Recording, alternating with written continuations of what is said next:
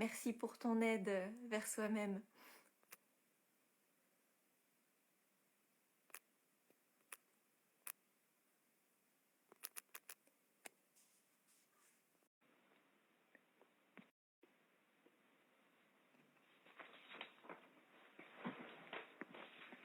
Salut Christophe. Salut, comment vas-tu?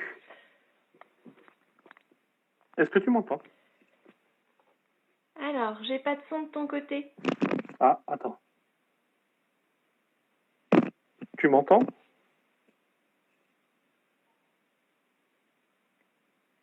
Mhm. Tu m'entends? Allô, allô? Non, moi je ne t'entends pas. Mhm. Attends. Vas-y. Allô? Ouais, là je t'entends. C'est bon? Ok. Ouais, c'est bon. Coucou Mélissa. Comment ça va? Bien et toi? Bah, très bien. Je vois qu'on a déjà du monde qui nous a rejoints, c'est chouette. Bah oui, c'est cool. Ouais, bonjour à tous. Désolée pour le début un petit peu chaotique, le temps de trouver nos marques sur les lives Instagram. Coucou tout le monde.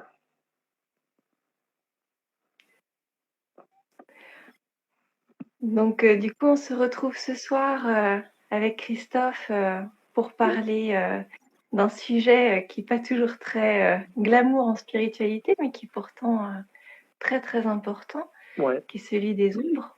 ouais, ouais. Et, Sujet important, ouais.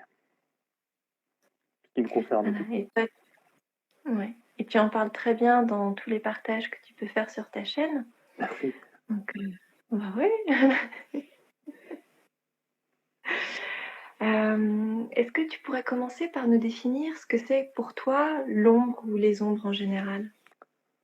Alors, on va parler de l'ombre en soi. On va pas parler de l'ombre dans la spiritualité. Enfin, moi, si tu veux évoquer le sujet. Mais l'ombre, c'est toutes ces peurs, tous ces blocages, tous nos démons, ce qui nous fait nos idées noires, nos blessures, des trucs comme ça, qui nous Mhm. empêchent d'avancer.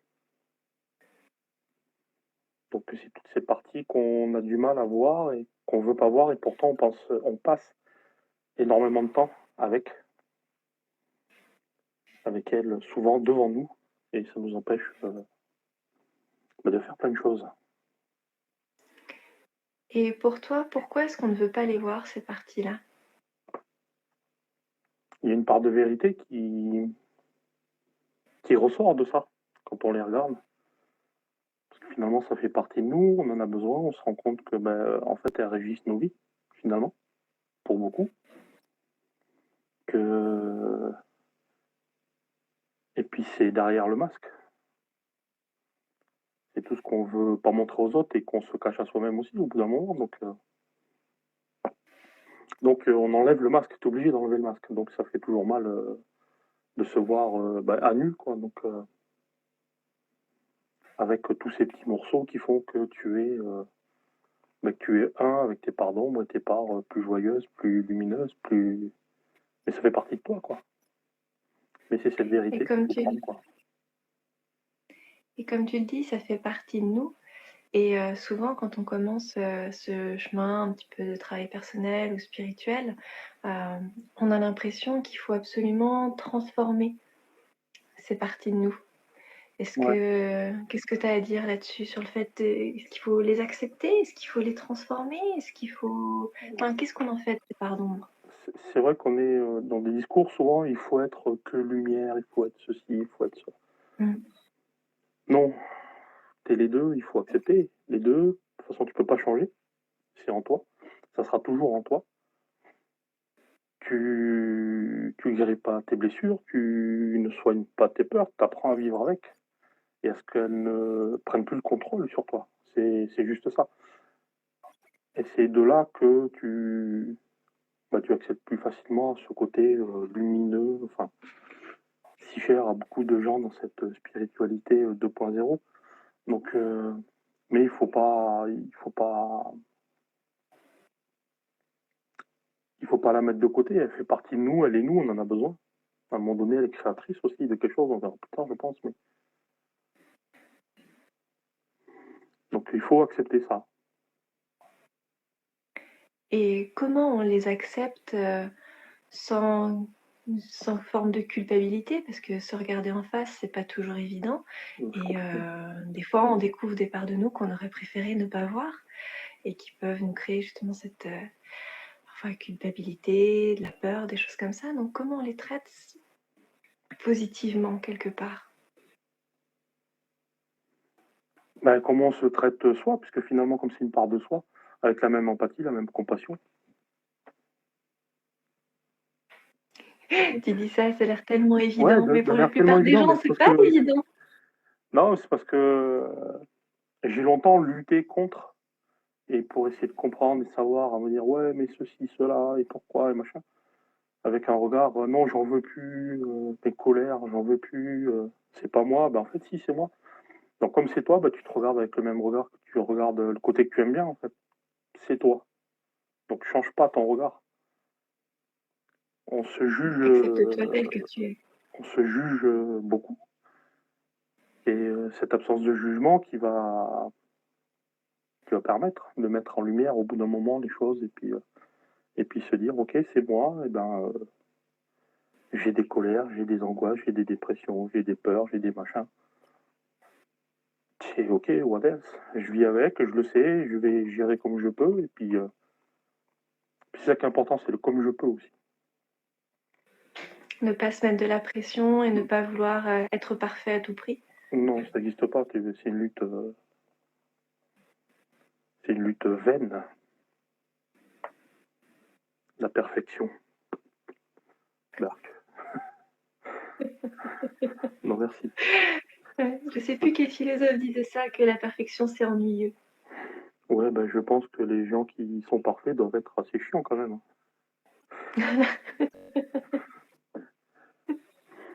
Je suis pas parfait, tant mieux. Ouais. Et puis si on était parfait, on serait pas là. Hein. On est là pour Non, apprendre de toutes les exactement, manières. exactement. Faire de son mieux, c'est ça le truc, quoi. T'as une colère, t'as une angoisse, t'as une idée noire, eh ben elle existe, et ben c'est pas grave, quoi. T'as le droit, t'es humain, t'as des émotions, des sensations. À un moment donné, t'as le droit, Et quoi. t'as le droit et surtout ça peut te servir. C'est pas obligé de te descendre. Non, ça peut te servir, ouais. On vit pas chez les bisounours, ouais, exactement, ouais. Et comment on s'en sert? Voilà, tu m'avais parlé la dernière fois de déjà de les conscientiser, Ouais, d'en prendre ouais, conscience. d'en prendre conscience, c'est le plus important, mais la dernière fois, il y a des réflexions que j'ai eues en répondant à des questions en privé. Donc, ouais, la prise de conscience, c'est bien. Visualiser, comprendre le cheminement, d'où ça vient jusqu'à où ça va, c'est encore mieux. Donc, moi, ce que je fais, c'est que je prends, par exemple, mes idées noires. Je l'ai posté en story il n'y a pas longtemps, d'ailleurs, une espèce de mind mapping, un nuage d'idées. Donc, j'ai au centre, j'ai mes idées noires. De quoi ça vient, qu'est-ce que ça provoque et quelles sont les conséquences dans le matériel, dans la matière, pour prendre des termes un peu spirituels. Donc j'ai tracé tout ce chemin en fait. Pourquoi je passe beaucoup de temps dans le frigo dès que je m'ennuie? Et ben j'ai mis le frigo et puis ok bah parce que je m'ennuie et je m'ennuie parce que ceci, parce que j'ai peur d'être tout seul, hop donc je note. Et puis j'ai peur quand je suis tout seul, bah idée noire, hop idée noire frigo. Et j'ai tout écrit, tout visualisé.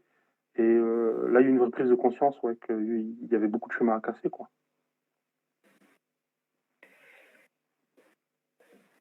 Et comment, enfin, qu'est-ce que comprendre tes ombres t'apporte dans la vie?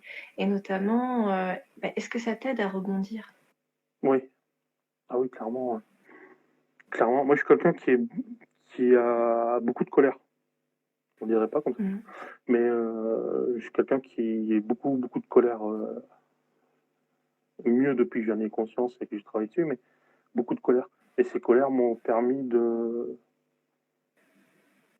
trouver le coup de boost, si tu veux, pour aller de l'avant. Même pour moi, hein, ça a été, pour travailler sur moi, c'était un grand coup de colère, en fait. En fait, c'est le cumul des colères que j'ai stocké et j'ai tout mis ce que j'avais parce que j'aime bien la colère, entre guillemets, mais tu peux stocker cette énergie, ce feu qui est en toi, ce truc qui te brûle. Dire, ok, là, ça me plaît pas, mais j'y peux rien, je la garde. Par contre, est-ce que je peux me dire si j'ai un truc à avancer dans mes projets, est-ce que je peux pas mettre là-dedans et dire que bah, ils vont voir, c'est tous des cons, j'ai raison, et puis ils vont tous regretter, et puis machin, moi ça a été ça. Et puis j'ai tout mis dans mes projets, il y a beaucoup de projets qui sont en place aujourd'hui qui sont au coup de la colère, quoi. Donc c'était soit ta colère, ce feu intérieur comme tu dis, soit tu le laissais te brûler, Ouais, soit tu t'en servais comme moteur. ouais, exactement. De toute façon, c'est en nous. J'aime bien prendre cette image de la fleur du lotus, qui est très connue. C'est le lotus, il a ses racines dans la vase, au fond des étangs, et c'est sa nourriture, en fait. Donc il se nourrit des nutriments de la vase, etc. Et il continue et il pousse jusqu'à la lumière, où il fleurit. Et en fait, de cette vase naît cette pousse, et cette pousse qui va vers la lumière, et la lumière qui nourrit cette pousse pour nourrir le bas. En fait, j'aime bien prendre cet échange. Donc même aujourd'hui encore, je ne dis pas que j'ai réglé mes problèmes d'ombre, puisqu'ils font partie de mon boulot et que je m'en sers aussi. Mais ils me nourrissent autant que les deux côtés se nourrissent l'un de l'autre, quoi. Donc finalement, prendre conscience de tes parts d'ombre, de leur place, ça t'aide déjà à te connaître toi-même, Ouais, mais ça t'aide aussi à mettre plus de lumière dans ta vie. ouais, Parce que justement, tu as cet échange, comme tu disais, avec l'image de la fleur de lotus. exactement, ouais. Et puis cette connaissance de soi qui est super importante, surtout dans les métiers holistiques. Je vais taper large. Et holistique, médiumnité, ésotérique, etc. La conscience de soi qui est super importante. Donc si tu connais qu'un côté, ça sert à rien. Il t'en manque un morceau, quoi. Donc autant Et du connaître les coup, tu deux. peux pas te construire sur une moitié de fondation, c'est pas Exactement. possible. Tu peux pas te construire sur une moitié. C'est impossible. C'est château branlant, comme on dit chez moi. Et c'est pas possible. Donc autant connaître les deux, maîtriser les deux. Et aujourd'hui, c'est un travail au quotidien parce que mes parts d'ombre, je les connais. Mes parts lumineuses, je les connais moins, tu vois, je les découvre. Coucou Nata. Et ça te fait, et ça te fait quoi de découvrir tes parts lumineuses alors? C'est bizarre parce que je pense qu'on est nombreux à ne pas vivre derrière ses peurs, derrière ses démons, ses autodestructions, ses idées noires. Et finalement, de l'autre côté, on ne sait pas ce que c'est. C'est le vide en fait. On a l'impression qu'il n'y a rien. Si on n'arrête pas ça, si on arrête ça, on n'a plus rien. Parce qu'on est nourri uniquement de ça. Donc parfois, nos parts d'ombre, on peut les confondre avec notre zone de confort. C'est Bah, parfois plus confortable que de partir vers quelque chose carrément, qu'on ne connaît pas encore. carrément. En plus, le cerveau est programmé pour la facilité. Ta peur a dit, bah non, fais pas ça, ça va être plus facile. Ton cerveau dit, ok, ça me va. La colère ne va pas sans l'apaisement, mais l'une est nécessaire pour l'autre. Exactement. Exactement. Et on a tous nos parts d'ombre, mais aussi on est parfois confronté aux parts d'ombre des autres. Ouais. Et souvent, on les appelle des liens toxiques. Comment est-ce qu'on gère ça? Bah, comprendre pourquoi ce lien toxique est toxique pour nous et qu'on n'arrive pas à s'en dépatouiller. Alors, la personne toxique, ça veut dire ce que ça veut dire, hein. Donc, s'en défaire d'une personne toxique, c'est compliqué. C'est son mode de vie. Mais pourquoi est-ce qu'on est attaché? Pourquoi est-ce qu'on tient à cette relation, à ce lien, etc. Il faut s'en servir aussi pour se dire, ok, il me tient parce que j'ai ces colères, il me tient parce que j'ai ces idées-là, il me tient parce que cela. Ah, d'accord, ok. Bah, si j'apporte l'apaisement, comme il a été dit tout à l'heure dans le chat, si j'apporte de l'apaisement, si j'apporte un petit peu plus de calme, etc., bah, je serai mieux avec moi. Donc, la personne, bah, elle aura moins d'emprise parce que je ne l'ai plus. Parce que je ne vais plus lui donner cette nourriture. Donc, donc c'est ça. Après, la personne toxique est toxique. Mais je pars du principe qu'on est tous le toxique d'un autre à un moment donné dans nos vies, qu'on a tous nos attachements, qu'on a tous nos besoins et qu'on vampirise quelqu'un à un moment donné de sa vie. Nul n'est parfait, nul n'est machin. Et on est tous à un moment donné le toxique d'un autre. Donc, quand tu comprends ça, tu te dis bon, ah ouais, ben moi aussi j'ai été comme ça. Moi aussi j'ai été lui, donc pourquoi? C'est porter un recul et se poser la question, ben pourquoi? Et peut-être la question aussi de qu'est-ce que j'ai à apprendre sur moi dans cette expérience? Pourquoi, comme tu dis, pourquoi est-ce que je suis confrontée à cette personne-là, à cette situation-là? Qu'est-ce que ça a à m'apprendre? Qu'est-ce que je peux en tirer? Ouais, c'est ça. C'est se dire bon, ben ok, quelle leçon je vais tirer? Attention, tous les cas ne sont pas aussi simples. Il y a des toxiques qui vont jusqu'à la violence et même pire. Donc là, c'est difficile de dire à quelqu'un, ouais, c'est parce qu'il faut que tu travailles ceci, cela. Non, c'est juste que tu es tombé sur un blaireau, une blaireaute, et puis là, c'est un autre sujet. Mais sur des liens de vampirisme, etc., ouais, plus tu vas savoir sur quoi la personne elle appuie et elle tire, plus tu pourras t'en défendre. Souvent, c'est la question comment est-ce que je me protège des autres? Eh ben, en sachant pourquoi tu te sens agressé par les autres. Bon, ça a été mon cas longtemps, je travaillais en commerce. Des fois, j'avais l'impression que les gens, leurs émotions me sautaient dessus, surtout quand j'étais fatigué. Et en fait, c'était mon ras-le-bol, c'était mes idées noires, c'était mes colères qui faisaient ça. Et je vois qu'on dit les gens n'ont pas plus de pouvoir sur nous que celui qu'on leur laisse prendre. Exactement, exactement, ouais. Et il y a presque une notion de confort aussi. Mhm. Oui, parce que quelque part, laisser son pouvoir à l'autre, c'est, comme tu dis, c'est confortable parce qu'on n'a pas de décision à prendre, on n'a pas besoin d'être responsable de ce qui se passe. Et du coup, c'est l'autre qui devient responsable à notre place, Mm. un peu comme un sauveur. C'est ça. Il y a beaucoup cette recherche d'être sauvé. Le syndrome du sauveur sauvé qui est difficile à gérer, quoi. Je le connais très bien. Bonjour. Et t'es sauveur ou sauvé? Les deux. T'es très souvent les deux. Tu vas sauver l'autre pour être sauvé à un moment donné. C'est, le truc, c'est que ça marche par deux, donc, donc t'es les deux, quoi. Pourquoi tu as C'est besoin vrai que d'avoir le quand rôle du sauvé? C'est parce que, bah, à un moment donné, tu as besoin d'attention, tu as besoin qu'on t'aime pour ce que tu fais, parce que tu es là, parce que c'est un besoin de reconnaissance quelque part. Je parle pour mon cas. Donc, donc sauver l'autre, me sauver moi, en fait. Je veux sauver personne du tout, quoi. Parce que la seule personne, comme c'est dit dans les commentaires, la seule personne qui peut te sauver, c'est toi-même. Donc, tant que tu n'as et pas on pris sauve conscience de personne. soi, Mm. Et c'est comment un sujet qui est, je trouve, important pour les personnes qui commencent leur chemin, parce que souvent on se lance là-dedans, soit parce que on a une expérience plus ou moins difficile et on cherche des réponses, on cherche quelque part à être sauvé par l'extérieur, soit au contraire, on a envie de voir les choses changer et d'être quelque part un peu le sauveur du monde. ouais, il y a je sais plus comment, enfin, j'ai perdu le mot. Mais il y a ce truc, ouais, où tu arrives là parce que tu cherches du sens. Et moi, beaucoup de gens qui viennent me voir bah, sont en quête de sens à un moment donné. De pourquoi ils sont là, pourquoi eux, pourquoi, pour répondre à cette question, pourquoi. Et c'est souvent ça, mais t'as quelle réponse? Bah, j'en ai pas, c'est toi qui les as. Cette phrase m'a cassé les bonbons pendant très longtemps.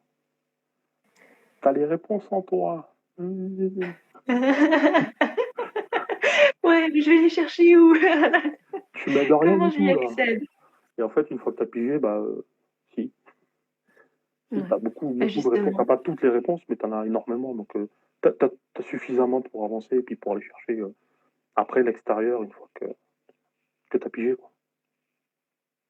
Et justement, tu accèdes à ces réponses-là et ben, en apprenant à te connaître entièrement, y compris à travers tes parts d'ombre. Exactement, exactement.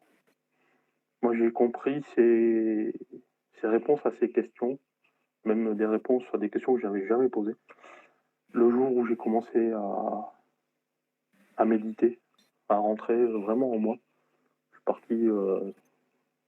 Alors, j'ai médité à la Christophe, hein. C'est-à-dire j'ai pris de la musique, j'ai mis sur mes oreilles, j'ai fermé les yeux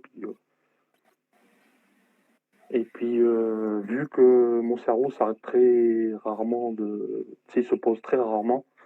En fait, ma part consciente disait à je sais pas qui.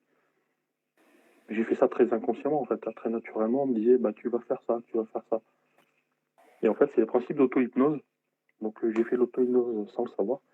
Et j'ai déclenché beaucoup d'images, de ressentis, etc. Et ces Je images, trouve bah, important que tu je suis allé chercher la symbolique sur Internet. Google est ton meilleur ami. Et ça répondait pile à des trucs de ouf, quoi. Je trouve ça important que tu parles de la méditation et que tu dises que tu as fait la méditation à la sauce Christophe. Ouais. Parce que pour beaucoup, la méditation, c'est juste c'est s'asseoir en lotus et puis écouter soit une méditation guidée, soit une musique zen et puis on fait rien. Et pour beaucoup, c'est très difficile de se mettre à la méditation justement à cause de cette image-là. Et en fait, la méditation, ça peut se faire à n'importe quel moment de la journée, de n'importe quelle façon. Ouais.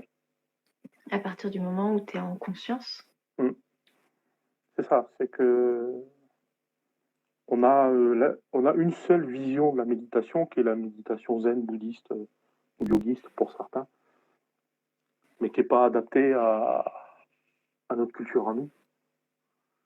Parce que on a vraiment pris un truc très culturel dans la société Asie du Sud. Et on l'a transposé chez nous, mais on n'a pas les mêmes cultures, on n'a pas les mêmes modes de pensée, on n'a pas les mêmes éducations déjà.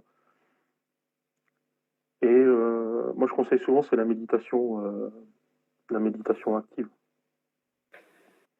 où tu fais un truc et tu te laisses emporter, et tu lèves les yeux, tu fais oh déjà, et t'as plein d'images, t'as pensé à pas grand chose, mais t'as eu plein d'images, plein de trucs, etc. Et surtout, faire confiance aux images qui nous viennent. Hein, ne pas laisser nos parts d'ombre, le mental, par exemple, venir interférer. La méditation, c'est un moment de conscience présente comme quand un enfant rêve. Ouais, je sais pas, c'est une notion pour moi qui est obscure, pour le coup, la méditation. Et à un moment donné, tu es dans un tel état méditatif que c'est une transe hypnotique. Donc la frontière entre le conscient et l'inconscient est très très fine, quoi. Et là, tout passe. Comme être en transe. C'est exactement ça, c'est une transe en fait. Mais c'est un état de conscience modifié, hein, ni C'est un plus état ni de moins. conscience modifié, ouais, c'est une dissociation des deux. Et là, les images, bah, ça vient et le truc, c'est qu'est-ce qu'on fait des images, bah, c'est chercher si elles ont une histoire, c'est chercher si elles ont un symbolisme et pas s'arrêter au premier degré de l'image. Et là, on comprend que bah, le jour où tu vois un castor, c'est ce qui m'est arrivé. Hein. La première fois, c'est j'ai vu un castor en pleine forêt. L'enfant qui rêvasse à la fenêtre. Ah ok, je comprends mieux. Donc ouais, on est d'accord. Donc ouais, le premier truc que j'ai fait, c'est j'ai vu un castor, j'ai dit oh yo, c'est ça mon animal totem. Pas terrible. J'ai dit bon, je vais aller voir ce que c'est quoi. Et en fait, ça correspondait vraiment à l'intention que j'avais de déconstruire et de reconstruire derrière. Donc je me dis ah, il y a peut-être un truc à faire quoi.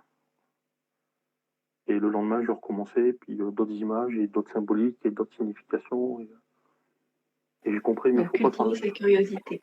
Ouais, ne pas s'arrêter au premier degré des images. Ah, mon animal totem, c'est un caméléon. J'aime bien Super Animal, tu es un constructeur. Super Animal, un constructeur, c'est pas mal. Ça marche avec les ragondins, on en a beaucoup parlé. Ouais, je pense à rapprocher du rat ou des trucs comme ça. Il y a tous les Bon, animaux, mais ça, c'est mon mari ouais. qui m'envoie des conneries pour pouvoir me faire rire. On a discuté vite fait à la présence quand t'as fait le poste. Voilà. Il aime beaucoup me faire rire. Mais ouais, ne pas s'arrêter au premier degré de l'image, parce qu'il y en a beaucoup en soins ou quand ils partent loin en méditation, ils ont des images et se disent oh, j'étais dans une vie antérieure. Peut-être, mais pourquoi cette image-là? Qu'est-ce qu'elle veut dire? Pourquoi cette vie intérieure, si c'est une vie intérieure, pourquoi est-ce qu'elle se présente? Qu'est-ce qu'elle a à t'apprendre, à t'apporter? Ouais, c'est ça, c'est qu'est-ce qu'elle veut dire que tu vis, que tu revis en ce moment, etc.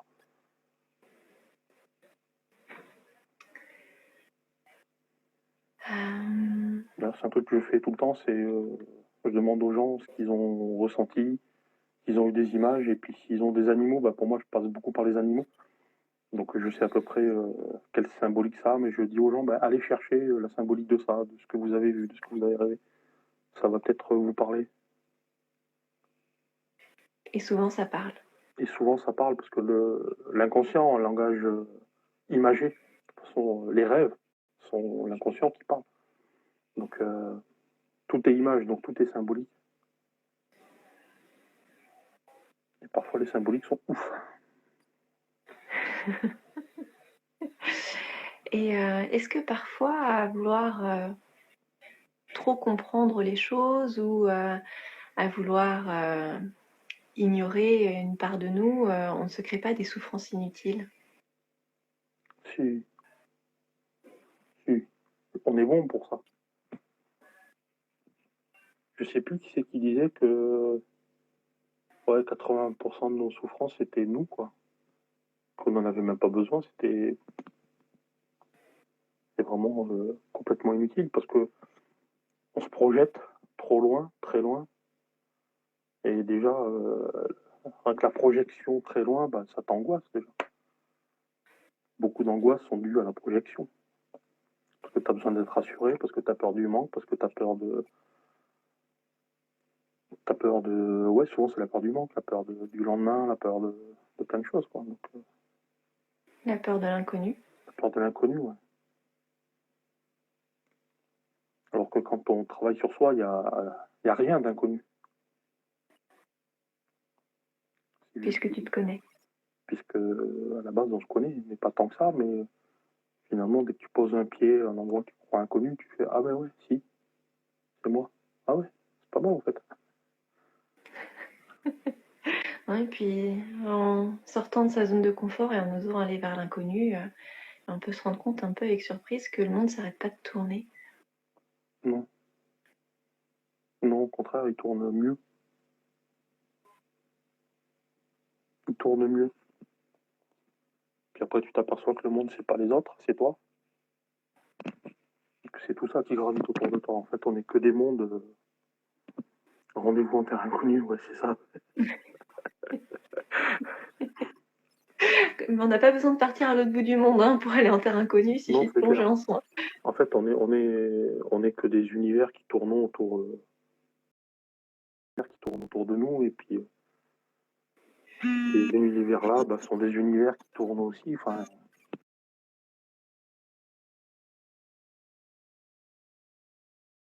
pas quoi.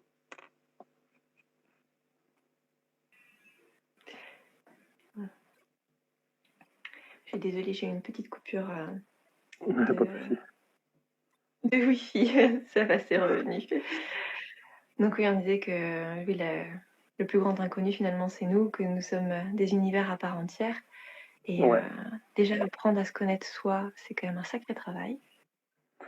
C'est là-dessus que repose la sacro-sainte confiance en soi. Comment je fais pour avoir confiance en moi bah, et conscience de toi déjà.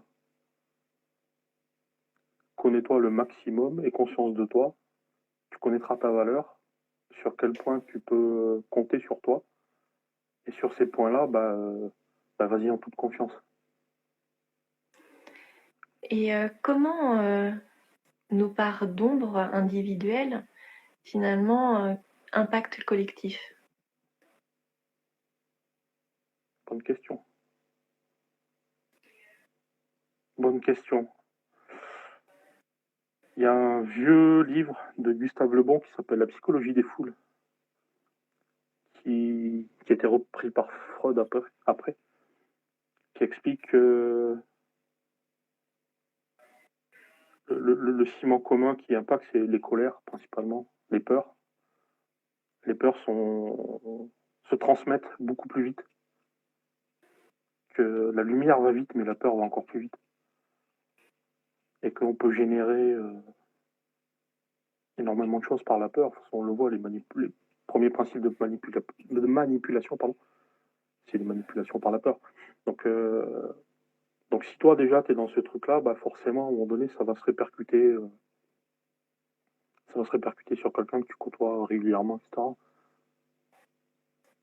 Alors que quand tu as appris à te connaître, à connaître tes peurs, à savoir connaître tes réactions, bah, du coup tu deviens peut-être moins perméable à ces peurs du collectif. Ouais. Je suis pas un grand fan du collectif déjà, mais on est malheureusement obligé de faire avec le collectif autour. Hein. La force des égrégores communs, ouais, c'est ça, il y a ça aussi. Moi, je considère l'émotion comme une vibration qui est stockée quelque part, qui se balade, qui se promène. C'est pour ça qu'on la reçoit, qu'on a un décodeur qui s'appelle l'empathie, un outil avec la sensibilité, etc. Et qu'à un moment donné, cette vibration, elle va toucher quelqu'un qui va l'interpréter, dire ok, pourquoi il est en colère, ça fait réagir ma propre colère. Donc, si tu veux savoir comment ça marche, tu allumes Twitter et puis tu prends le premier thread à la con et puis tu regardes. Quoi.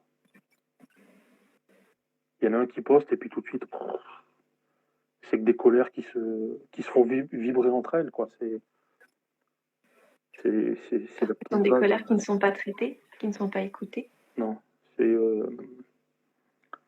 un streamer qui s'appelle Zerator qui expliquait que des fois il prenait les gars qui l'insultaient, il leur demandait pourquoi tu m'as insulté. Et en fait, il s'aperçoit que c'est des gars qui expriment une colère que eux ont au fond d'eux pour une attention, pour avoir de l'attention, pour ceci, pour cela, pour se démarquer, pour dire j'existe. Quoi. Donc cette vibration, elle commence petit chez toi, et puis un peu plus chez celui d'à côté, et puis ça se propage très très vite. On le voit d'ailleurs en ce moment avec ce qui se passe. Effectivement, la colère se propage très vite. Et à calmer, c'est trop compliqué. Tu peux pas couper la base, et puis calmez-vous, ça met un temps infini à s'arrêter. Et une colère qui n'est pas écoutée peut se transformer en violence. Ça fait aussi partie des parts d'ombre, la violence de l'être humain. Ouais. Comme une toile d'araignée, nous sommes après... interconnectés, communiquent ensemble et constamment. Exactement, Sabrina. C'est exactement ça. Il y a cette connexion qui se fait et tous les fils de la toile vibrent. Et forcément, si à un moment donné tu mets une vibration colère, toute la toile va vibrer, quoi. Et tu disais, du coup qu'une colère qui n'est pas écoutée, qui n'est pas comprise, va finir par se transformer en quelque chose de beaucoup plus violent. Ouais, violence sur les autres et vers soi-même. C'était une violence à retourner. J'ai jamais été violent avec qui que ce soit. Pourtant, j'avais énormément de colère et des raisons de gueuler. Hein. Mais ça a toujours été une violence envers moi-même. Donc ouais, c'est un système autodestructeur. De toute façon, autodestructeur.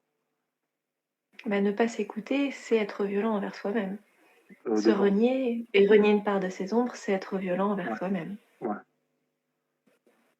Puis là, tu fouilles un peu et puis tu vois que c'est l'abandon, quoi. Donc, la colère intérieure qui devient violente. Ouais, c'est ça, ouais. C'est les plus violentes en général, les colères retenues. Je préfère voir quelqu'un qui gueule tout le temps, qui gueule sa colère. Qui va l'extérioriser. Ouais. Que quelqu'un qui la retient à un moment donné quand la marmite elle est à fond, que la soupape elle saute, elle peut y avoir des problèmes, quoi. Elle est fait cocotte minute. Ouais. Et à force d'être mis sous pression, exactement. Ça explose. Ouais. C'est pour ça quand les gens disent il faut pas être en colère, machin, faut l'accueillir, la comprendre. Non, à un moment donné, laisse-la éclater, quoi. T'as le droit en plus, parce que t'es humain, donc c'est une émotion qui est humaine, qui est animale. La colère, tous les animaux ont cette émotion de colère, donc on va pas chercher à la comprendre à un moment donné, elle a juste besoin de sortir. Laisse-la sortir, t'as le droit, quoi. Enfin, Ça sera pas moins Et spirituel, surtout, je sais comme pas tu dis, quoi. elle la laissé sortir par le corps. Je vois qu'on dit la même chose. Ouais. La sortir par le corps qui va pour éviter qu'elle se transforme et Exactement, qu'elle se densifie dans le corps. ouais, c'est ça. Non, mais c'est ça, ça s'accumule. Moi, j'en avais des. Ça me brûlait le thorax, ça me faisait mal au ventre, enfin, c'était horrible, quoi. Mais si vous voulez exprimer votre colère parce que vous n'arrivez plus, bah, tapez dans le mur, tapez dans un punching ball, allez gueuler en forêt, mais laissez-la sortir, quoi. Puis c'est pas grave, on s'en fout, quoi, il vaut mieux que ça sorte. Ça fait partie de la gestion des émotions, la gestion de la colère. À un moment donné, il faut. Bah, elle est là, quoi. Comme les gens avec leur mental, ouais, mon mental il prend le dessus, bah écoute-le, quoi. Puis une fois qu'elle est Les sortie, bah, émotions et le mental ne sont pas des ennemis, ils sont non, juste des messages à nous faire passer. c'est ça.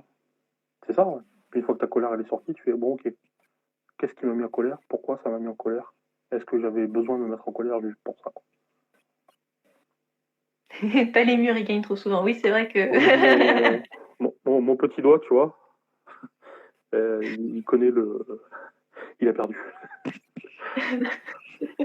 Double fracture, j'ai une plaque avec 4 vis. Donc les murs, ouais, c'est pas le meilleur conseil de la soirée. Les coussins, c'est plus doux. Ouais. Voilà. Voilà. Crier aussi, ça peut être pas mal pour Ouais, non. extérioriser. Ouais. Mais il faut, parce qu'après, tu rentres dans un système d'autodestruction. Et là, on est vraiment dans l'ombre quand tu es dans ton système d'autodestruction. Bon, ça passe par la bouffe, ça passait à un moment donné par l'alcool en soirée. Enfin, voilà, quoi. Donc, Mais on nous a pas appris à nous connaître et puis à être à l'écoute de soi et de ses émotions. non. Non, même encore pire, là, où on nous dit écoutez l'autre, écoutez l'autre, écoutez l'autre. Ouais, c'est bien d'écouter l'autre, mais qu'est-ce que tu veux comprendre l'autre si tu ne comprends pas toi, déjà? Puis c'est ce que tu disais tout à l'heure, les réponses, elles sont en nous. C'est pas l'autre qui va nous les apporter. Non, parce que ça aura jamais le même impact, quoi. C'est rare quand ça a l'impact fait. Il faut vraiment que tu n'aies pas compris, que tu en aies vraiment besoin, que tu sois au bout et que ça te dise ah, mais ouais. Ah, ouais, ben là, j'ai compris. Ok. C'est rare.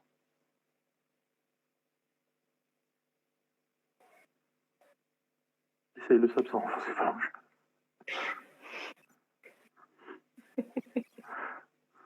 Donc, Oui, il est toujours de bon conseiller. donc ouais, faut. La vraie pardon, c'est ça. C'est quelles émotions du passé croupissent en soi, quoi, et qu'on n'a pas évacué. C'est ça, cette accumulation d'émotions. C'est ce que disait Freud, une émotion non libérée, non gérée, elle disparaît pas. Elle se répercute plus tard sous une forme complètement différente. C'est ça la pardon. C'est ces émotions qu'on laisse là depuis trop longtemps, quoi. C'est vrai que, alors, Medium Sab, elle a raison, c'est pas si simple que ça, hein, de s'accompagner avec authenticité et de faire du mieux que l'on peut. Hein. C'est extrêmement Avec les compliqué. conditionnements qu'on a eus, c'est difficile. Hein. C'est extrêmement compliqué. Surtout se dire, le truc qui est important là, qu'elle a dit, c'est faire du mieux qu'on peut. Mm. Mais pour beaucoup, ça paraît égoïste de finalement s'écouter. C'est un égoïsme, c'est une notion d'une philosophe américaine qui s'appelait Ayn Rand qui appelait ça l'égoïsme. Merde, je vais me bouffer le mot. L'égoïsme rationnel. Qui, là-bas, c'était si tu veux aimer quelqu'un, aime-toi d'abord. Parce que tu ne pourras pas apporter à la personne ce que tu es incapable de t'apporter. Donc j'aime bien cette notion d'égoïsme rationnel où aime-toi d'abord si tu veux aimer l'autre. Sinon ça marche pas. Et l'autre, il peut pas t'apporter le bonheur de ce que tu es incapable de t'apporter en fait. C'est encore plus égoïste d'attendre après l'autre en plus. Donc on est dans Et c'est l'égo. une pression énorme à mettre sur l'autre de lui dire quelque part tu es responsable de mon bonheur, de mon équilibre. Ouais, Il faut d'abord le créer en soi. Ouais, il faut se respecter, ouais. C'est compliqué de se respecter. Ouais, il faut déconstruire nos modes éducatifs. Oui, il y a du boulot là-dessus. Hein. Oh là. Oh là. Attends. Déjà, qu'on passe un truc éducatif, c'est compliqué. qu'on admette qu'il y a un problème à l'éducation nationale, déjà. Dégraisser le mammouth, qui disait l'autre. C'est vrai, c'est une expression que j'ai entendue assez souvent. Mais ouais, déconstruire. Ouais. D'ailleurs, c'est une carte que j'ai eu une carte du tarot de Marseille que j'ai eu longtemps posée devant moi. C'est la carte de la Maison Dieu, une carte qui fait peur souvent. En fait, c'est la carte de la déconstruction et de la reconstruction. Mais déconstruire, c'est vrai qu'on en parle souvent. Ça veut dire quoi, déconstruire? Eh ben,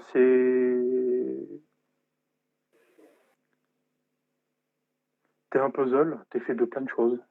Tout qui est assemblé, tu prends le puzzle, tu fous tout en l'air et tu dis, ok, cette pièce-là, bah, elle est pas mal. Je la mets là, ça là, j'en veux plus. Ça, j'en veux plus, ça, j'en veux plus. Faut tout poser, et puis, alors tout poser, c'est un grand mot, c'est facile de lire, plus facile à dire qu'à faire. Enfin bon, c'est pour ça qu'on fait ce boulot aussi. Mais c'est ça, c'est faire le tri et dire, bon, ça, j'en veux plus. Pourquoi, pourquoi je passe ma vie dans mon frigo? Bah, parce que ça. Ok, bon, bah alors ça, c'est réglé, j'en veux plus. Et puis prendre tout ce qui nous fait nous, quoi. C'est apprendre à se connaître à travers ses ombres. Exactement. Puis ce que tu veux Et plus, bah, choisir après ce qui continue à nous nourrir ou pas. ouais. Non, mais c'est ça. Mais ce que tu as mis de côté, tu dis que tu veux plus, bah, tu t'aperçois finalement, tu t'es construit avec ça. Pas malgré ça, avec ça. C'est ce qui, c'est ce qui fait que tu n'avances pas, mais c'est aussi souvent ton plus gros moteur dans la vie. Donc en fait, tu le réintègres. En fait, c'est juste c'est déconstruire pour remonter les mêmes trucs dans un ordre différent. En disant, ok, bah t'es là, c'est cool, mais tu vas me servir maintenant différemment. C'est comme je te racontais la fois où je me suis retrouvé dans une grande salle immense avec un grand trône en je sais pas quel matériau, on s'en fout, mais et un démon endormi où je te disais bah ok t'es là, tu fais partie de moi, de toute façon t'es là, je peux pas t'enlever, je peux pas te virer. Par contre prépare-toi à ce que ça brille fort quoi. Et le jour où j'ai besoin de toi pour des trucs, eh ben t'as intérêt à répondre et tu seras pas devant moi mais à côté de moi. C'est hors de question, c'était une vraie révolte interne.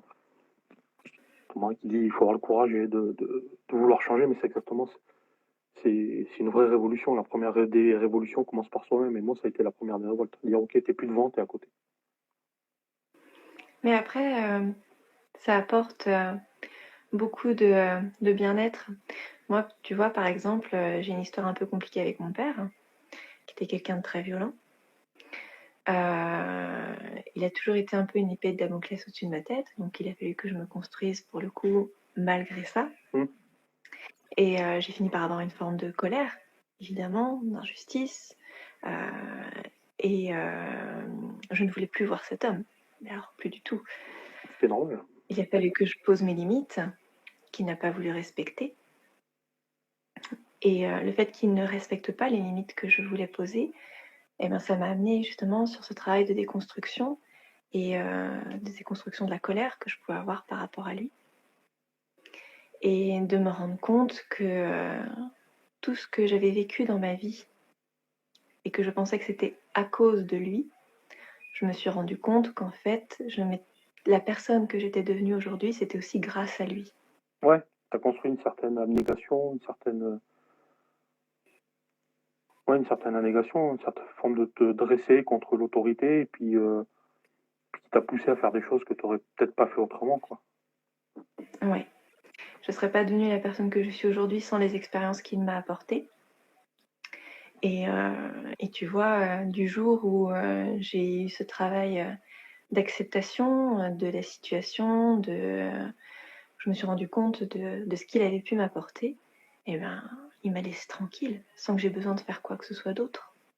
Et là, j'ai retrouvé une grande paix intérieure parce que ben, c'était, ça y est, j'ai écouté ce que ma colère voulait me dire, j'ai posé mes limites sur tous les plans et elles sont enfin respectées parce que j'ai compris ce que ça m'avait apporté, parce que j'ai pu mettre en lumière tout ça.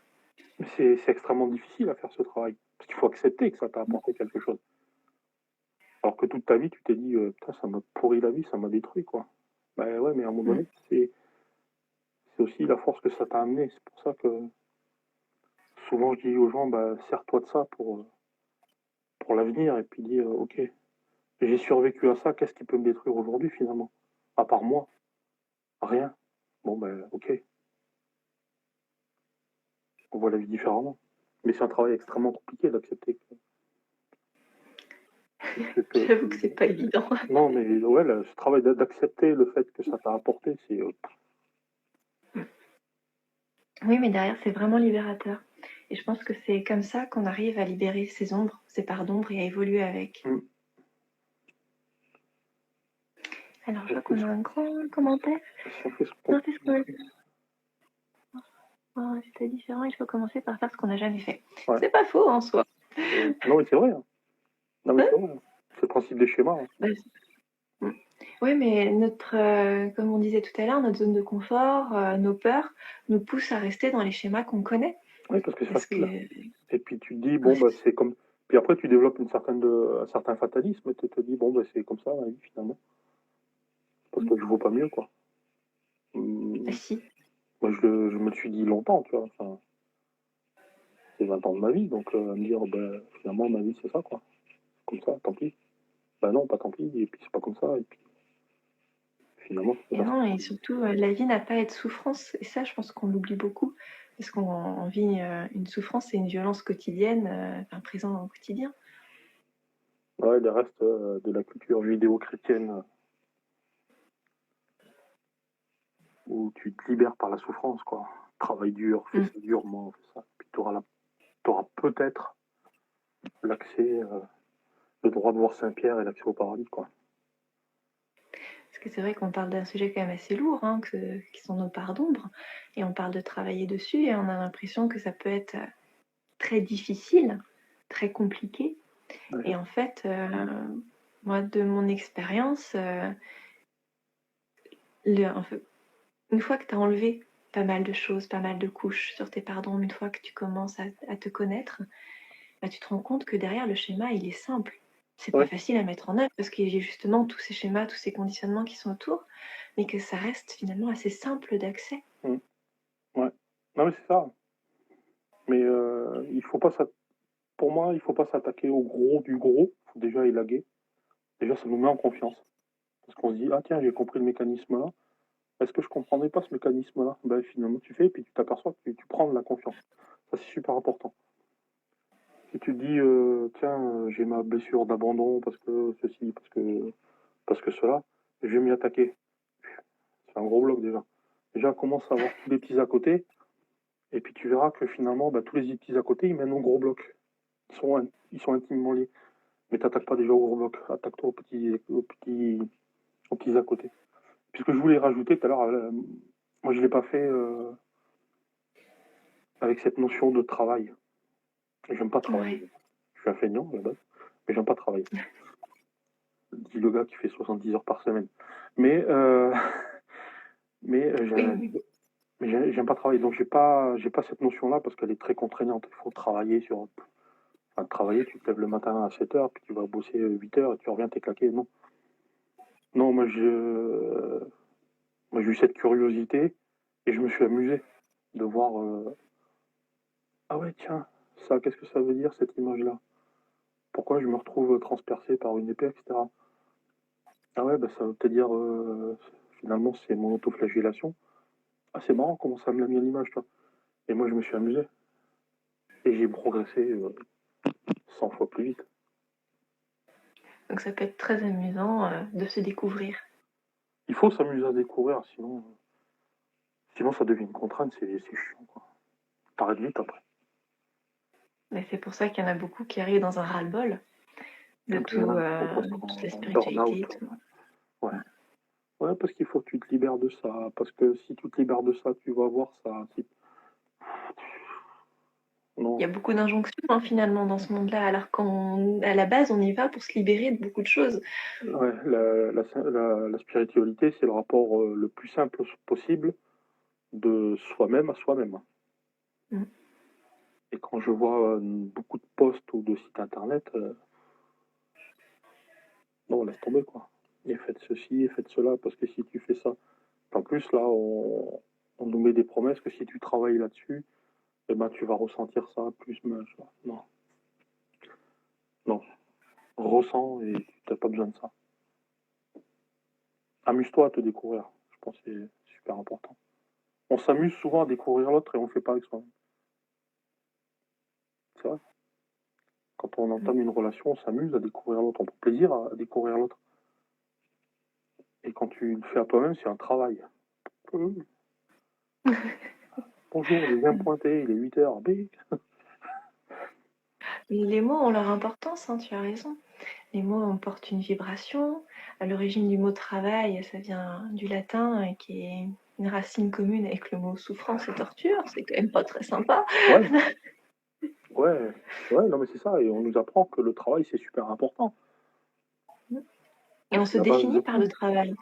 Et qu'on se définit par le travail. Qu'est-ce que tu fais dans la vie? Ah, je suis ça. Je suis boulanger, je suis monteur à la chaîne, je suis...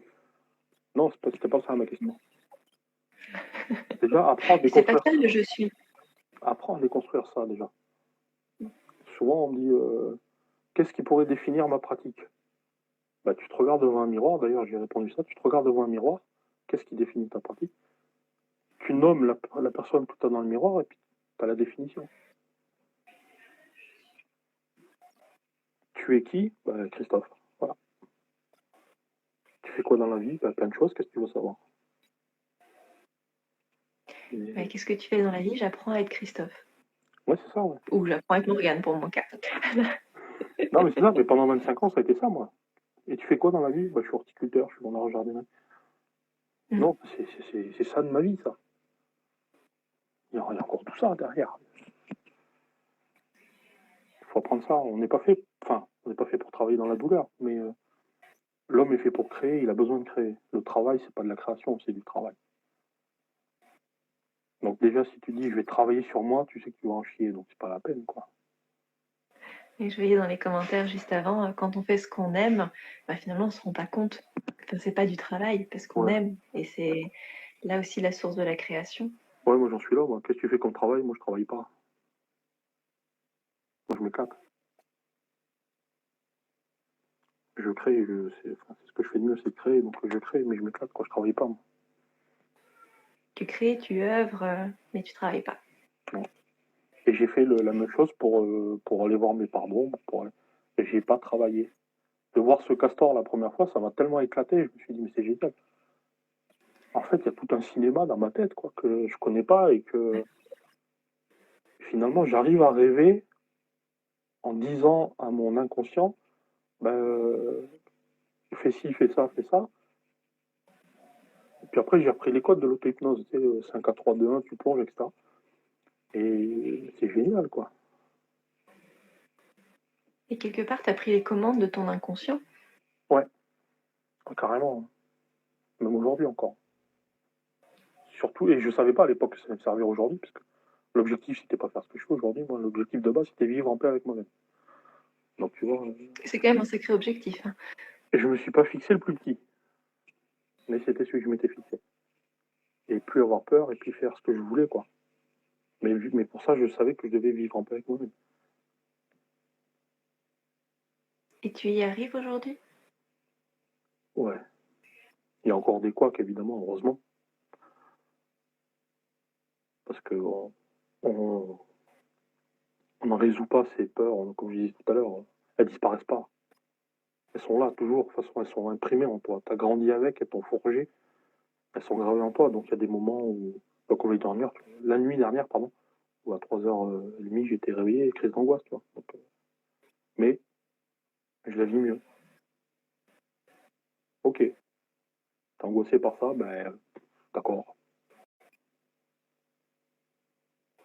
Mais tu n'en es plus esclave. Non. Pareil, les colères ça fait peut-être bien 6 mois que je me suis pas mis en colère, tu vois. C'est plutôt un chouette Mot de la fin pour Ouais, quelque chose sur les pardons, pour dire que ouais, finalement non, ça t'a aidé à découvrir ta paix intérieure. mais je me suis pas arrêté à ce monde spirituel, quoi. J'ai beaucoup lu, on en a parlé en réunion pré-live.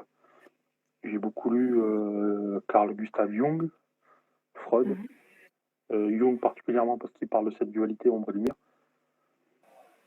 J'ai beaucoup lu de philosophie, notamment les stoïciens, des trucs comme ça, Mhm.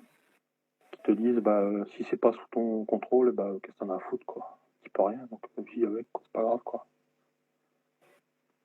Donc ça m'a. Je me suis pas attelé à une vision des choses, une version de la chose, quoi. Pour travailler ses T'es allé pardons, chercher derrière. faut vraiment être, comme dit Van Damme, open mind, puis aware à tout ce qui se passe, quoi. Donc, mais en ce moment, je conseille beaucoup pour apprendre à l'empathie, cette auto-empathie. Parce qu'il n'y a que comme ça que tu vas travailler sur toi, travailler encore, j'emploie toujours ce mot, mais Mhm. tu vas avancer sur toi et puis comprendre les choses. Mais il y a des petits livres que je conseille, des livres pour enfants qui sortent en ce moment. En ce moment, je tombe complètement en admiration sur l'enfant, la taupe, le renard et le cheval, je crois, dans cet ordre-là, qui existe en court-métrage, qui a eu un Oscar d'ailleurs cette année, qui est absolument incroyable, dispo sur Amazon. Et à Leclerc, je suis tombé sur un autre qui s'appelle Oz.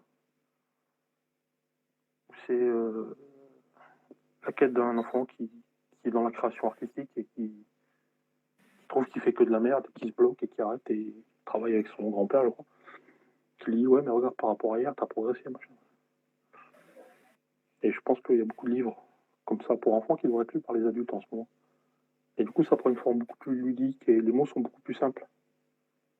Et on les comprend mieux. Parce on est des grands enfants donc Du coup, ça parle à notre enfant intérieur. ouais. Pour travailler ses pardons, l'enfant intérieur, c'est super important. Faut pas. Tout le monde dit ouais mais je voudrais régler ça, puis après mon enfant intérieur. Non. Nourris ton enfant intérieur, laisse faire ta créativité, laisse faire. Plus tu vas être créatif et plus inconsciemment les choses vont se matérialiser sous une forme de dessin, sous des mots, sous peu importe. Puis d'ailleurs, beaucoup de nos blessures, de nos schémas, de nos conditionnements se créent pendant l'enfance. Ouais, donc C'est beaucoup le fait, la contrariété de pouvoir être quand on est enfant qui crée une bonne partie de nos parts d'ombre. ouais, non, mais c'est ça. C'est exactement ça. C'est donc vu que ça vient de l'enfance emploie le même langage que l'enfant, quoi. Prends un crayon et puis fais des traits, quoi. Souvent on dit bah dessine. Oui, je suis pas dessiné. Je t'ai pas dit de faire la chapelle Sixtine. Je t'ai dit de faire des traits, d'exprimer, de voir ce qu'il en sort. Pourquoi telle couleur, pourquoi tu as décidé une maison, pourquoi les fenêtres sont rouges, pourquoi. En fait, quand tu fais tout ça, c'est les principes de l'écriture intuitive, puisque je fais l'écriture intuitive, où je pose les mots. Donc tout ce qui vient avant de me dire tiens, c'est normal ça. Donc tout ce qui vient, je lâche. Mais en fait, le dessin marche pareil, et encore plus facilement le dessin. Comme on n'a pas de limite avec le dessin, c'est plus facile d'exprimer les choses. Donc n'ayez pas peur de créer quand vous avancez sur vous. Même si c'est moche, on s'en fout, c'est pas le but, c'est de comprendre pourquoi pourquoi la maison elle a les volets rouges, pourquoi. C'est ça le truc, on s'en fout après. Et d'ailleurs, justement, dans cette démarche d'auto-bienveillance et d'auto-empathie, on ne juge pas ce qu'on fait. Jamais. Jamais. Quand ça sort, quand les choses sortent, ne juge pas à ce moment-là. Attends d'avoir le tableau complet et tu fais OK. C'est pas beau, mais par contre, OK, ça, j'ai peut-être fait. Tiens, qu'est-ce que ça veut dire là? Puis hop, tu cherches. Tu fais, ah ouais, ça fait sens. Et pourquoi ça? Pourquoi j'ai fait une maison? Souvent, quand je demande à quelqu'un, fais un dessin, n'importe quoi, c'est une maison qui vient en premier.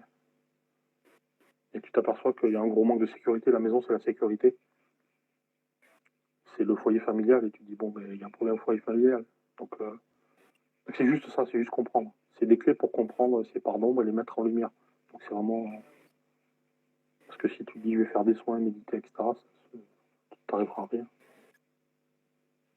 Oui, comme on disait tout à l'heure, finalement, ça peut être très simple de venir regarder ces parts d'ombre et de venir les accepter. C'est pas obligé d'être très compliqué, de passer par 36 000 soins. Ça peut rester simple.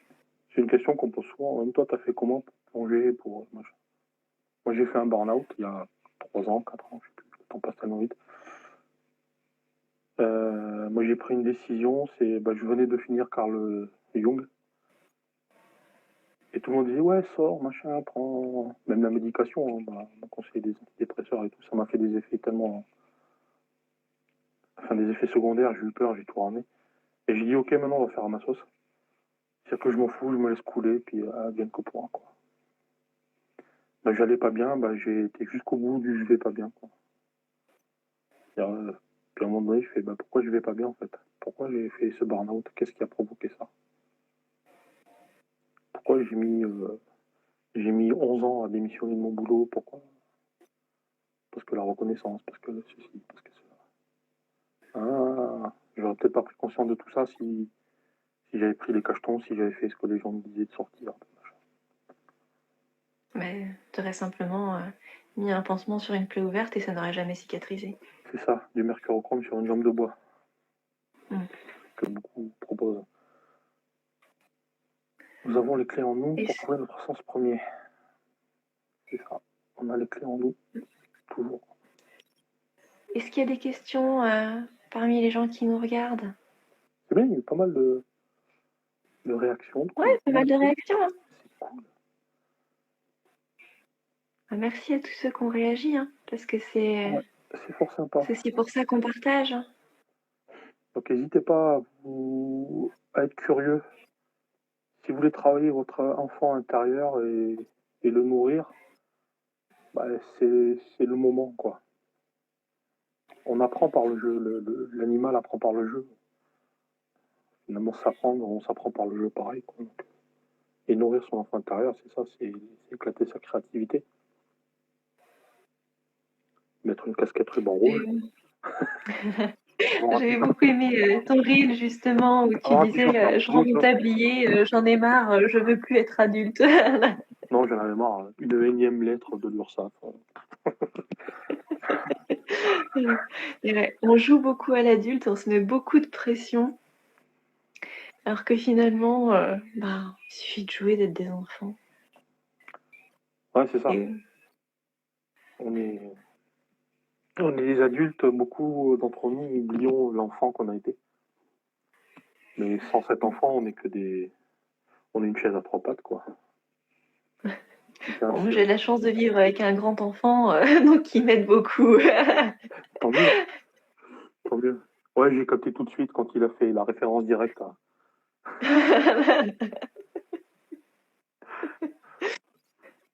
Oui, il faut rire, tout à fait. J'ai vu Faut rire. L'adulte est un enfant qui se cache. Ouais, et le rire, ça fait énormément de bien. Ça permet de sortir beaucoup de choses. Ouais. C'est un constat que j'ai fait il n'y a pas longtemps. Ça fait très longtemps que j'ai pas eu un fou rire. Je te jure, ça m'a miné le moral, un truc de ouf. Écoute, je te prête mon mari si tu veux. Je suis tout à fait d'accord. On ne nous laisse pas aller mal sortir nos émotions complètement. Penser positif sans cesse. Ouais, ce positivisme est toxique à la fin, quoi. Donc, rire, non, ça fait longtemps que j'ai pas eu un fou rire, quoi.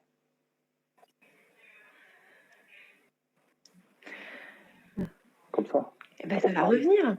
Tu deviens sérieux après. C'est nul, sérieux. Ouais, mais quand on est trop sérieux, je sais que je le ressens. Je sens beaucoup de contraction dans mon corps. Je sens que ça y est, le mental est reparti. Beaucoup de contrôle, retard dans le cadre, etc. Et dès que tu rigoles, voilà, ça sort tout. Le contrôle. C'est aussi pour travailler sur ces parents, cette notion de contrôle des émotions, apprendre à gérer ses émotions, à contrôler. Oh, laisse tomber, laisse-toi faire. Voilà. Moi, j'aime pas d'ailleurs ce terme gérer les émotions. Je dis toujours, tu peux mettre une émotion sous le tapis, quelque part tu l'auras gérée, mais t'auras rien vu de ce qu'elle peut t'amener. ce qu'elle peut t'amener. Par Ouais, c'est contre, exactement vivre ses émotions, c'est différent. le commentaire de Ludivine, ouais. On ne nous laisse pas aller au bout. Faut vivre. Ça veut dire quoi? Vivre une émotion, bah, c'est la laisser passer, quoi. T'es en colère, ben, sac de sable. Par contre, après, il faut avoir le réflexe de se dire, ok, pourquoi? Pourquoi? C'est tout le travail de discernement. Je suis très à cheval sur le discernement dans la pratique ésotérique, etc., qui manque un peu. Se dire, ok, est-ce que ça c'est ça? Pourquoi ça? Pourquoi est-ce que ça c'est pas ça? Est-ce que ça c'est pas mon mental? Est-ce que ça c'est pas ma peur qui dit ouais non t'as raison, qui me dit ce que j'ai envie d'entendre, des trucs comme ça. C'est bien de taper dans le sac de frappe de colère, mais pourquoi t'as eu ça?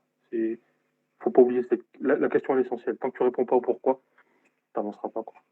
C'est bien de vivre une émotion, mais pourquoi elle est là, quoi. Mais quelle que soit la colère, hein. Quelle que soit l'émotion, pardon. Là on est dans les émotions un petit peu dark, mais tiens, pourquoi j'ai rigolé? Qu'est-ce qui m'a fait rigoler? À quoi ça sert de demander? Bah, pour renouveler le truc, quoi. Pour savoir que, ok, ben j'ai fait ça, j'ai trouvé ça marrant, fun, yes, ben je recommencerai. Moi, je fais ça souvent. Pourquoi? C'est Comprendre. vrai que c'est, comme tu disais, le discernement, c'est pas toujours facile de trouver ce qui vient de ta tête et du contrôle, ou de ce qui vient plutôt de ton cœur, de ton âme. En fait, c'est une question qu'on pose souvent, c'est par quoi je commence. En fait, il n'y a pas de début pour commencer, parce que tu dois tout faire en même temps. Si tu veux savoir si c'est ton mental, ben, il faut que tu apprennes à te connaître. Si tu veux savoir si c'est pas ton mental, il faut que tu te connaisses. Parce que ça vient pas du même endroit. Mais si tu commences par te dire, ok, ouais, mais si je fais ça, est-ce que c'est mon mental? Ouais, mais apprends-toi à te connaître en même temps. Sers-toi de ça pour apprendre à te connaître en même temps. Parce que les émotions ne viennent pas du même endroit, déjà. Même quand tu fais de l'intuitif ou de la canalisation, peu importe, parce que je suis en dedans en ce moment, quand j'écris de façon intuitive, automatique, c'est comme si si je lisais une histoire. Sauf que quand tu lis une histoire dans ta tête à voix basse, ça vient de là. La suite, je me rappelle plus du nom. Mais à force de travailler, de prêter attention à moi, je sais que ce que j'écris, c'est différent parce que ça vient de là. Enfin, de par là, quoi. Et pas de là. Mais en fait, il n'y a pas de début, il faut que tu apprennes tout en même temps. Ça paraît fastidieux, ça l'est, mais une fois que tu as compris le mécanisme, après, bah, c'est vachement plus clair, quoi. Et c'est pas un peu paradoxal avec ce que tu disais tout à l'heure, parce que tu dis finalement il n'y a pas de début, il faut tout faire en même temps. Et tout à l'heure tu disais ne pas s'attaquer au gros tout de suite. Mais quand tu fais tout en même temps, quelque part tu t'attaques au gros tout de suite. Parce que tu as besoin de la conscience de toi et que le gros, c'est le gros bloc qui reste à la fin. Je vois ça comme un bloc, moi, dans la tête. Et tu peux développer ta conscience de toi sans t'attaquer au gros bloc. C'est pas ça qui va t'empêcher d'avoir conscience de toi. C'est pas ce bloc-là qui va dire tiens, quand je suis content, j'ai souri parce que j'ai vu ça. Tiens, ça m'a réchauffé le temps. T'as pas besoin d'être attaqué au gros bloc. Mais tu as besoin de savoir qui tu es, comment tu fonctionnes pour comprendre les choses.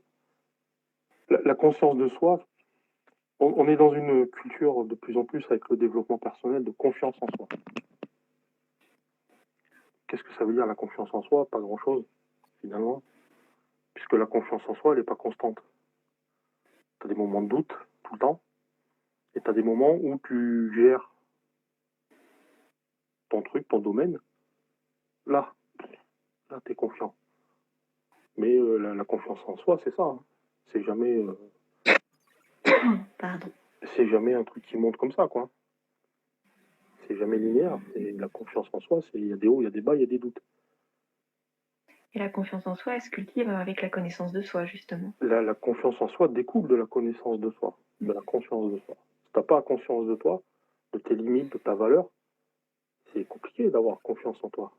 C'est impossible. C'est impossible. Puis arrêtez avec ce culte de la confiance en soi tout le temps, quoi. Enfin, l'image du guerrier valeureux, ça n'existe pas. Tous les guerriers doutent, heureusement. On est des aventuriers de la vie. La conscience, c'est de savoir que on peut le faire et qu'après, après cette période de peur, il y a quelque chose derrière qui va nous apprendre, qui va nous illuminer, qui va nous émerveiller. La confiance, c'est se dire, ok, je peux le faire parce que je l'ai déjà fait. Si je me plante, c'est pas grave. Je ferai autre chose. On s'en fout. Mais il faut avoir cette âme d'aventurier. Ouais. Se dire, ok, j'ai confiance en moi, mais avant tout, c'est avoir confiance en la vie, quoi. C'est ça le plus compliqué aussi. Quand tu as vécu une vie de merde, de souffrance, de conneries, c'est compliqué d'entendre un con comme moi dire aie confiance à la vie. La vie, t'as pas de cadeau. C'est vrai que c'est compliqué. Mais parce qu'on a tendance à voir la vie un petit peu comme... on fait de l'anthropomorphisme avec la vie. Hein. On voit la vie un peu comme un humain. Et comme on a l'habitude, quelque part, de voir les humains soit nous décevoir, soit nous faire du mal, on s'attend à ce que la vie veuille faire la même chose. Sauf que la vie, c'est pas un humain. Elle n'est pas là pour nous faire du mal. Elle est juste là pour nous faire évoluer. Elle est, c'est tout. La confiance en soi diffère de l'estime de soi qui peut être constante. Oui, c'est ça. Il y a un amalgame entre la confiance en soi et l'estime de soi. Non, c'est pas pareil, quoi. Justement, cette conscience de soi, c'est l'estime de soi, la connaissance de ta valeur. Et c'est cette connaissance de valeur qui va te dire, ok, je peux faire ça, je vais le faire, quoi. Ça me fait peur. Et souvent, tu t'aperçois que derrière la peur, c'est la bonne idée, quoi. C'était Steve Jobs qui disait, t'as 200 idées, prends celle qui te fait le plus peur et va vers elle. C'est peut-être celle-là qu'il fallait, quoi. Qui va t'apporter le plus. Ouais. Parce que si tu la redoutes, c'est qu'il y a quelque chose à voir. C'est qu'il y a quelque chose à perdre. C'est que tes peurs ont quelque chose à perdre. J'avais aimé cette notion de... En fait, c'est pas toi qui as peur, c'est tes peurs qui ont peur de plus exister. Et le jour où j'ai entendu cette phrase, j'ai fait, mais finalement, pourquoi tu peurs? T'as peur d'aller mieux. Et, tu dis, t'allumes un podcast et t'entends Jobs qui dit, c'est tes peurs qui ont peur de plus exister, en fait. Tu fais, ah ouais, vu comme ça, c'est carrément plus fun. Du coup, ça donne envie d'aller voir ce qu'il y a derrière. Ça donne envie, quoi. Et du coup, ça prend un autre sens, quoi. Il faut trouver des changements de sens. Enfin, tous tes mots, comme tu disais tout à l'heure, tous tes mots, vibrations. Il faut juste trouver le bon angle, la bonne phrase, la bonne formulation, quoi. Bon, du coup, j'ai pas vu trop de questions passer dans le fil. Est-ce qu'il y a des personnes qui voudraient... Le possible est possible, que si on croit fort. Bref, du dessin animé d'hier. Ouais. C'est pour ça que j'aime les mangas. Les shonen notamment, Dragon Ball, Naruto. Pour les plus jeunes, Naruto, Boruto, One Piece. C'est que c'est un travail d'évolution constante. En fait, c'est partir de rien pour arriver... Sangoku, c'est l'ultra instinct, comme j'avais hier en story. C'est la transformation ultime, pardon, c'est Sangoku devient l'égal de Bouddha, en fait. C'est le but de l'humanité, c'est atteindre l'élévation suprême, c'est ça, en fait. Et c'est à chaque fois qu'il dépasse ses peurs, qu'il dépasse ses limites, qu'il a une évolution supplémentaire. Ouais. À chaque fois qu'il est confronté à sa peur de perdre, à sa peur de plus être, qui déploie, de perdre des autres, etc., qui déploie cette force venue d'ailleurs, quoi. Mais c'est un travail de longue haleine. Et puis, ce que j'aime bien dans Dragon Ball, c'est que... Et dans Naruto, d'ailleurs, pour le coup, qui est très Carl Jung, puisque là, Naruto, c'est carrément le démon intérieur, quoi. Donc, on est en plein dedans. Et Naruto, qui atteint le stade le sage mode, puis après, la dernière transformation avant la mort de Kyuubi, où c'est vraiment l'acceptation du monstre intérieur. Dire, ok, je t'accepte, et le monstre qui l'accepte, et c'est l'unicité, en fait. Donc si vous avez des enfants qui regardent Naruto, laissez-les regarder Naruto, quoi. C'est... On peut tirer un enseignement de tout. Ouais. Non mais Naruto, c'est... Dragon Ball, c'est l'évolution, c'est très nietzschéen, c'est la surhumanité. Et Naruto, c'est vraiment Carl Jung, quoi. C'est c'est l'ombre et la lumière intérieure, c'est la dualité et puis l'acceptation de cette dualité qui forme l'unicité ensuite.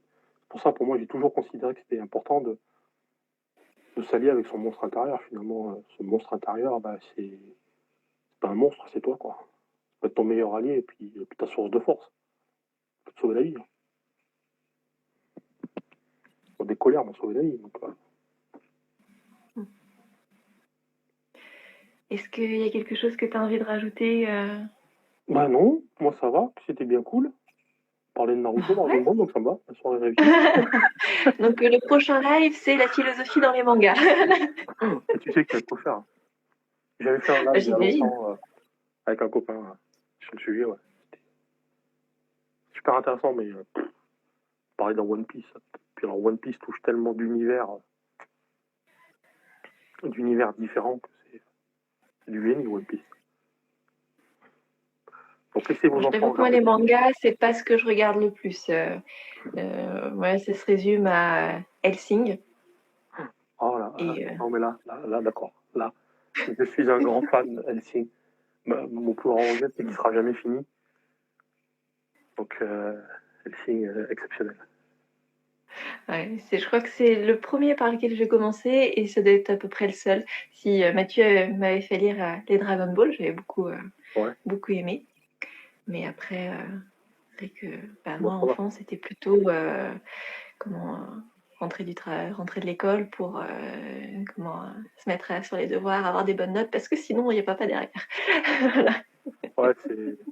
Ouais, j'étais plus grand quand j'ai découvert les mangas. Et beaucoup plus grand quand j'ai compris la philosophie qui se cachait derrière, quoi. C'est vrai que Dragon Ball, quand c'est sorti, c'était juste un gamin qui se cassait la gueule avec tout le monde, quoi. Et non, il y a une histoire derrière. Le shonen est un vrai style philosophique. Donc, mais commencer par Hellsing, ça va. Il y a pire. C'est pas mal, hein. Il y a pire comme référence avec Alucard. Puis en version japonaise sous-titrée, s'il vous plaît. Waouh, la classe. Ouais. Ouais, moi, j'aime beaucoup les voix graves et dans ce manga, la voix de Alucard, j'adore. Ouais, ils ont fait vraiment badass. Hein. Mm. Ouais. Bon, on a un peu On a un peu dérivé sur la fin. Ouais, mais je trouve que Oh là là, on va être des êtres non, trop mais éveillés. Les mangas et les animés jap sont très philosophes, ouais. ouais. Non, mais je trouve que c'est un bon exemple qui existe pas vraiment dans la culture européenne, cette valorisation de cette culture du travail sur soi, de dépassement de soi, etc. C'est vrai que t'as quoi? T'as Tintin qui fait reporter. Astérix, c'est l'histoire d'un toxicomane qui se dope pour être plus fort, quoi. Ouais, sans la potion magique. Ouais, ça reste un toxico, quoi. Enfin, c'est Lance Armstrong, quoi. Quel exemple on donne à la jeunesse en faisant lire Astérix, quoi. Drogue-toi, ça ira mieux après, quoi. Désolé les fans d'Astérix Obélix. Mais surtout que tu dis ça à une bretonne, quoi.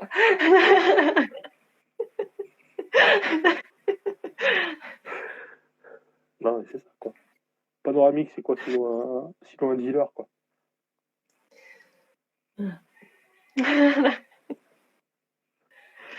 Bon, du coup, j'ai pas vu de questions depuis tout à l'heure. Est-ce que on clôture sur cette note bon enfant? Allez, surtout amusez-vous à vous découvrir, émerveillez-vous, et puis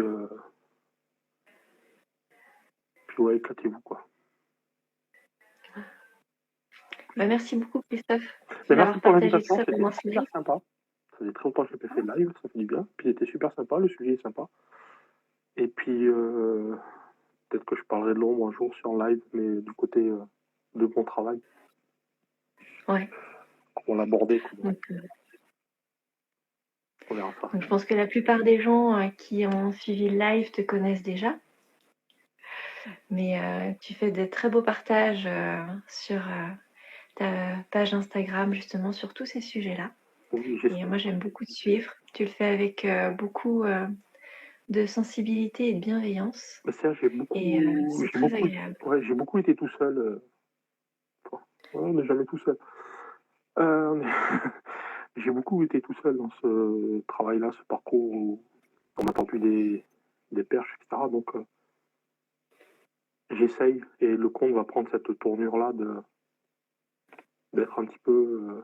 parce que j'ai pas eu moi, quoi. On verra. Je vois qu'on demande est-ce qu'on remettra le live en replay. Oui, oui, on va le remettre en replay. Ouais, ce sera disponible sur Il sera disponible sur nos 2 chaînes et puis j'ai aussi une chaîne YouTube sur laquelle le live sera partagé. Bah, tu m'enverras le lien, je partagerai tout ça. Ouais. Bon, je te souhaite une belle soirée. Merci à tous ceux qui nous ont suivis et qui ont réagi. C'était vraiment très agréable. C'était cool. C'est vraiment sympa. À bientôt. Ciao, ciao. Merci beaucoup.